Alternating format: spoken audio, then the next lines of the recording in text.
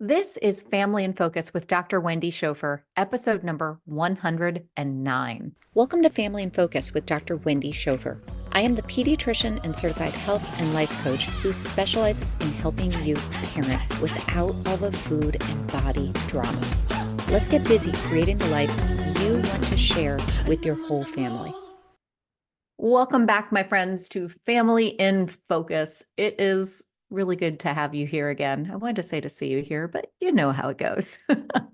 Hey, tell me, do you ever get those times where you just kind of like are focusing on something, you're working on something, or maybe you're trying to, and you just hit a wall and you can't even think anymore?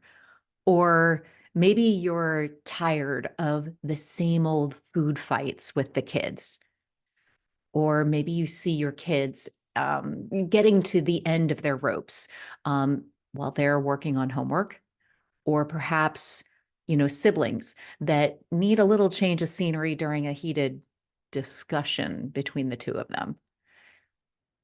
These are questions that are coming up because I've recently had a conversation with a child of mine who was stressed at the time. And we spoke about the ability to shake it off. Yes, I'm hearing Taylor Swift in my head too. There's a reason why you're hearing that. But, the whole concept of shaking it off. And I wanted to share a little bit more about that here. So, shaking it off. Oh gosh, I feel like I want to do it right now. Just shake it off. What does that mean? I think literally it's moving your body and changing your physiology. Okay, so it's not just about the movement, there's more underneath it. When the body gets stressed, the brain tends to freeze. Actually, it tends to focus. Freezing is one of the options. Remember the stress cycle?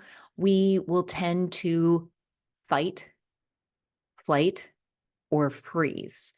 That's all different ways of making it so that we focus on survival to escape, to make it to another day.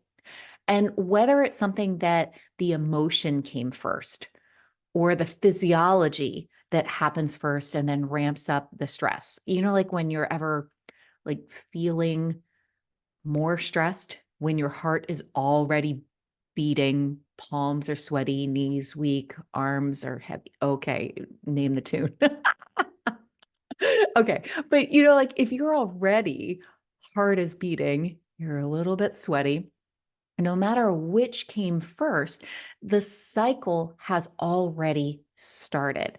The body wants to escape the discomfort to live to see another day because it's on. The stress cycle has started.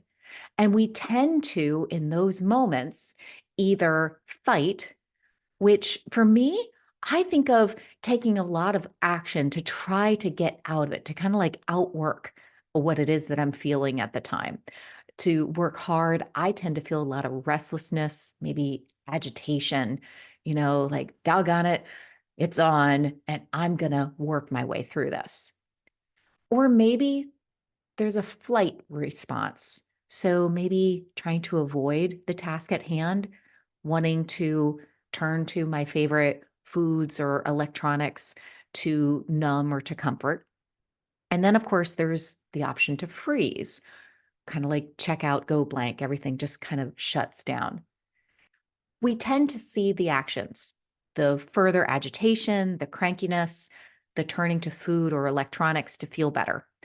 We tend to see or perceive that lack of task focus because at the time, the only focus is on survival, on escape, to being able to feel better, not to actually get through whatever is right in front of us, not wanting to write the 10-page paper. Or in my case at work, getting overwhelmed by the amount of clinical work, the number of patients that are waiting, and not being able to focus on the one patient that's right in front of me right now. And I think that that's where that analogy with overwhelm and stress that really fits is the one where it's about not being able to see the forest through the trees. And that's something where you have like any emotion where it's just something that's kind of consuming. We're not able to see the whole picture when we're just focused on one part, either trying to, kind of run away, get away from feeling that emotion, or we're trying to shut it down. All different ways that we're like, all right, what's going on here? So, what do you do? And that's where I really recommend doing something to disrupt the physiology, to disrupt that stress cycle, to shake it off. Think about this. What do you do when your phone's acting kind of wonky or your computer is kind of doing that glitchy, laggy thing or that spinny blue ball of death, whatever you want to call it? Go to any IT expert. And the first thing that they tell you to do is turn it off and turn it back on again. It's a reset, movement, shaking it off. Okay. For those that are listening, I'm just shaking my hands here. But shaking it off is the body's way of kind of like resetting. Like in today's modern society, so many of the stressors that we have aren't saber-toothed tigered. Thankfully, we don't have saber-toothed tigers just kind of like laying in wait in at least the neighborhoods where I live. But it's actually the stress, the threats that are between our own ears. So, expectations, deadlines, to-do lists, relationships, communication. We are trying to think our way, so between our own ears, think our way through the stress. And then we have so many more struggles because our brains are just over it. We need a reset.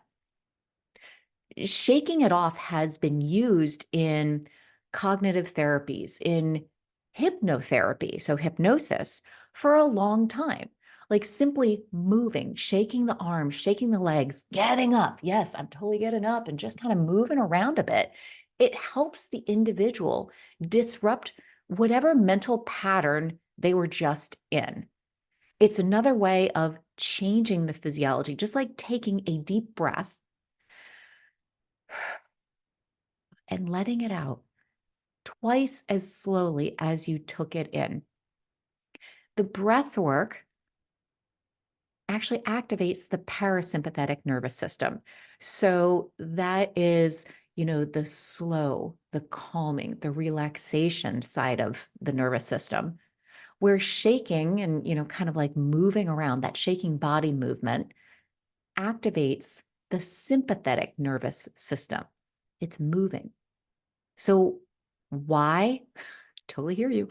Why does activating the sympathetic nervous system work when you're already stressed? Great question. It's because it's actually discharging the stressful energy that you're already feeling. So going back in the day when that saber-toothed tiger was the source of your stress, your physiology would get activated. It would come online where you would have stress hormones pumping through your system. Your heart would beat faster to get those hormones all over the body where we needed it. You would have muscles that would tense up, ready to boogie out of there and run as fast as you can. Those stress hormones were part of the fuel to escape and run, to see and live to another day. Today, we can utilize those same hormones, okay, because they are already going through our system. We've got cortisol and adrenaline, and it's all being caused by all of these stressors that we have today. But we can utilize those hormones that are already pumping and we can shake it off. So, what does that look like? It could be as simple as truly getting up and moving, just taking a break. Get out of your chair, go walk around the room, maybe shaking the sillies out. Have some fun with it. Get a little bit playful with it. Maybe something in that type of language you can introduce with your kids. Maybe you're already using it. Maybe it could just be kind of like pumping your legs or taking the stairs and coming back again, doing some air squats, maybe doing an Insta dance party, bring in all the Taylor Swift and Eminem references that I'm making here today. In my focus sessions, I will invite participants to shake it off when we switch from one focus to the next. Again, it's a reset. It's clearing the brain of the patterns that we had been making and then making space for new ones. It's like, oh, I got your analogy here. It's like shaking an Etch-a-Sketch. Whatever was there before, we're just resetting it.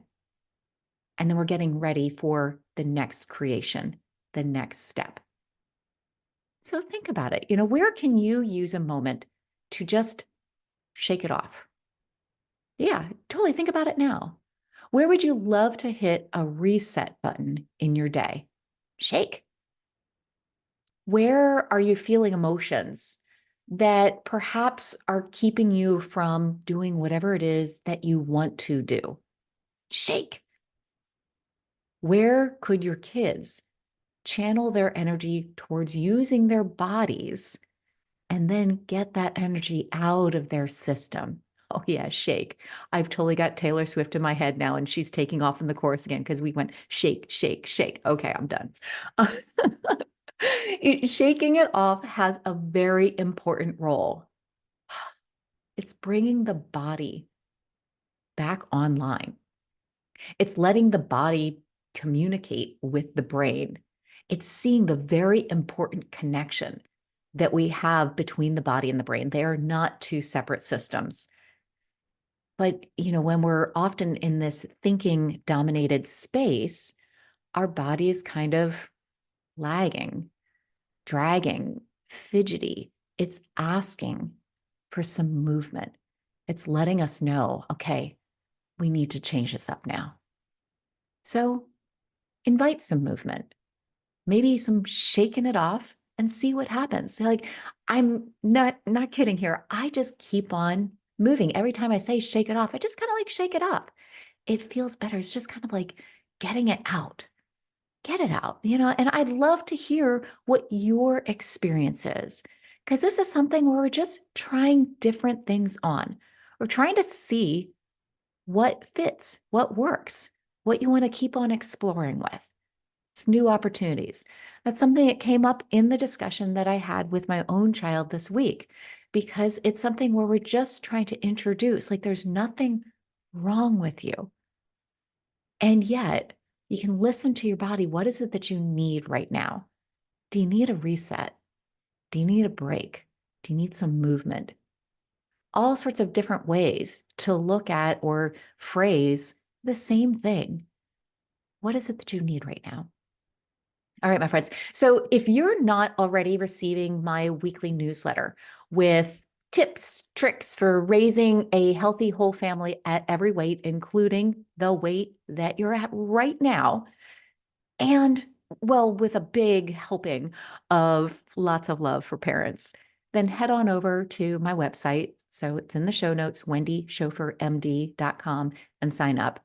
And then you can also look at the show notes for a link to the upcoming opening of the Family in Focus signature program. This is where we take all of these tools and concepts that we discuss on the podcast and apply them to your unique life, your unique family, of course, with a bit of humor and lots of love.